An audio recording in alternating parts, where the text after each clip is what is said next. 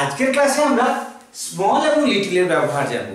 Small এবং লিটলের ব্যবহারের ক্লাসটা করার পূর্বে আমারও ধারণা ছিল যে দুটো শব্দ তো একে অপরের সিনোনিম, তাই একই অর্থ বহন করে, কিন্তু এদের মধ্যে যেহেতু সূক্ষ্ম পার্থক্য আছে আমারও জানা ছিল না। পড়তে পড়তে যেটুকু আমি আয়ত্ত করেছি সেটাই আমি শেয়ার করতে চাইছি আজকের ক্লাসে। প্রথমে আমরা কি দেখছি? স্মলের ব্যবহার। স্মল কিন্তু কম্পারেটিভ ডিগ্রি বা সুপারলেটিভ ডিগ্রিতে প্রয়োগ হয়। কিরকম? মিতা ইজ স্মলার দেন রিতা। আমরা লিটলের ক্ষেত্রে এরকম বলতে পারি না। লিটলের ক্ষেত্রে আমরা জানি লিটিল লেস লিস্ট, তাহলে লিটিল লিটিল আর এরকম হয় না। আবার Mita is the smallest girl in our class, এটাও ঠিক আছে, কিন্তু আমি বলেছি কি লিটিল লেস লিস্ট, এর আগের ক্লাসেই বলেছি, কিন্তু সরাসরি লিটলের এরকম কোনো আমরা প্রয়োগ লক্ষ্য করি না। আবার লো ইন্টেন্সিটি যদি বোঝাই, সাউন্ডের ক্ষেত্রে হতে পারে বা ভয়েসের ক্ষেত্রে, সেক্ষেত্রে কিন্তু আমরা স্মল ব্যবহার করবো। কিরকম? Small sound small voice. আবার যদি পেন, অ্যাঙ্গার, হিউমার এগুলো বোঝায় এবং এদের লো ইন্টেন্সিটি বোঝায়, তাহলে কিন্তু সেই ক্ষেত্রে আমরা লিটিল ব্যবহার করব। লক্ষণীয় দুটোই কিন্তু uncountable. Sound, voice, pain, anger, humour এক্ষেত্রেও আনকাউন্টেবল। তাহলে স্মল আনকাউন্টেবল নাউনের ক্ষেত্রেও বসতে পারে, লিটলও আনকাউন্টেবল নাউনের ক্ষেত্রে বসতে পারে। এগুলো কিন্তু স্পেশাল ইউজ। তারপরে আয়তনে ছোট বা আকারে ছোট হলে কিন্তু আমরা স্মল ব্যবহার করতে পারি। কিরকম?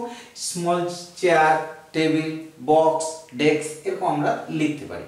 আবার আনকাউন্টেবল নাউনের ক্ষেত্রে কিন্তু আমরা লিটিল ব্যবহার করবো। কিরকম? Little sugar, little water, little milk এরকম আনকাউন্টেবল নাউন থাকলে কিন্তু আমরা সেক্ষেত্রে লিটিল ব্যবহার করব।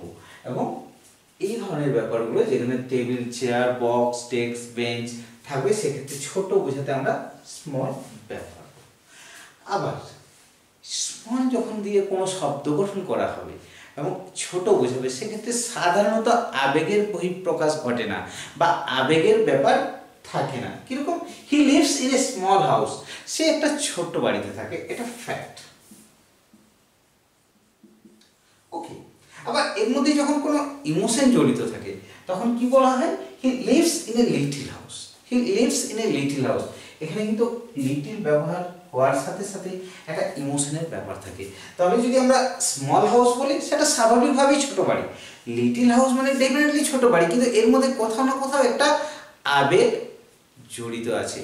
এই পার্থক্যটা কিন্তু আমাদের জানা একান্ত প্রয়োজন। বয়সের তুলনায় যদি লম্বায় ছোট মনে হয় সেক্ষেত্রে কিন্তু আমরা স্মল ব্যবহার করি। কিরকম?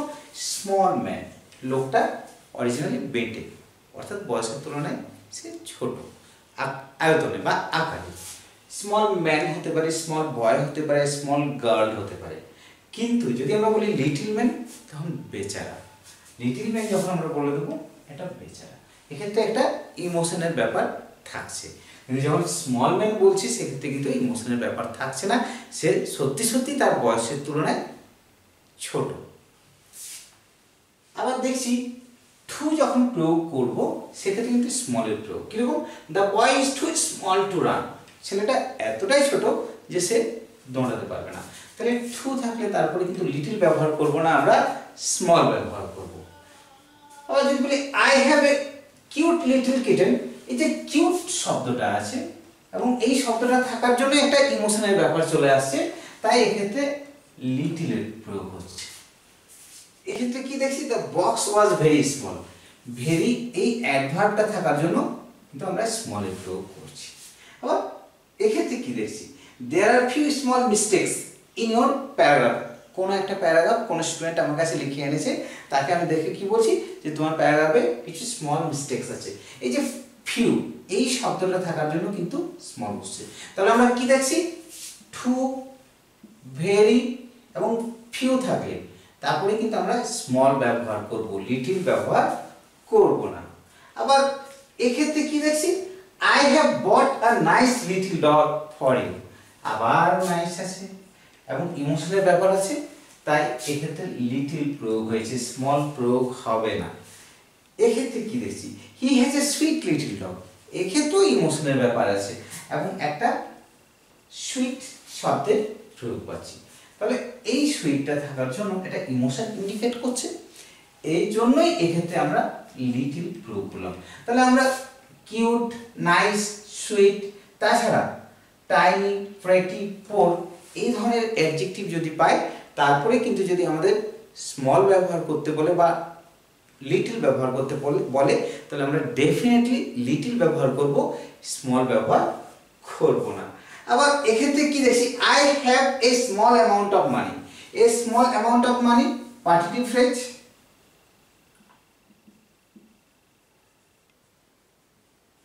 পার্টিটিভ ফ্রেজ থাকার জন্য এক্ষেত্রে স্মল বসলো। কিন্তু যদি পার্টিটিভ ফ্রেজ না থাকে, আই হ্যাভ লিটল মানি, সেক্ষেত্রে আমরা লিটল বসাবো। আই হ্যাভ স্মল মানি কিন্তু আমরা বলতে পারি না। তাহলে মানি আছে, মানির পরিবর্তে অন্য কোনো নাউন আমরা ব্যবহার করতে পারি, টাইম ব্যবহার করতে পারি, হুইট ব্যবহার করতে পারি, রাইস ব্যবহার করতে পারি। সেক্ষেত্রে কিন্তু এরকম যখন হবে, সেক্ষেত্রে আমরা কিন্তু লিটল ব্যবহার করব। এরপর আমরা লিটলের আরও বেশ কিছু ব্যবহার জানবো, যেক্ষেত্রে কিন্তু কোনোভাবেই আমরা স্মল প্রয়োগ করতে পারি না। কীরকম? আমরা বলে থাকি না, he is a little tired, he is a small tired আমরা বলি না, he is a little tired. I M a little fat thin, অনেক সময় বলি না নিজেকে নিজে বা কারো সম্বন্ধে বলে he is little fat, little thin. এরকম ক্ষেত্রে কিন্তু আমরা লিটল ব্যবহার করব, স্মল ব্যবহার করব না। আবার I have a little trouble with her, with him, with কোনো ব্যক্তির নাম হতে পারে, সেক্ষেত্রে ট্রাবল থাকবে এবং এক্ষেত্রে কিন্তু আমরা স্মল ব্যবহার করব না, লিটল ব্যবহার করব। আবার we have little chance hope to win the match. এই যে চান্স বা হোপ এরকম শব্দ থাকলে সেক্ষেত্রে কিন্তু আমরা তার পূর্বে লিটল বসাবো, স্মল বসাবো না। আবার যদি বলি I see little point to continue this project, এই যে পয়েন্ট শব্দটা আছে, পয়েন্ট শব্দটা থাকার জন্য আমরা এক্ষেত্রে লিটলের ব্যবহার করলাম, স্মলের ব্যবহার করব না। এছাড়াও ইফেক্ট যদি থাকে, ইউজ যদি থাকে, চেঞ্জ যদি থাকে, তাহলে আমরা লিটল ব্যবহার করব, স্মল ব্যবহার করব না। তাহলে আজকের ক্লাসে আমরা কি বুঝতে পারলাম, যে লিটল এবং স্মলের ব্যবহারের মধ্যে অনেক পার্থক্য আছে।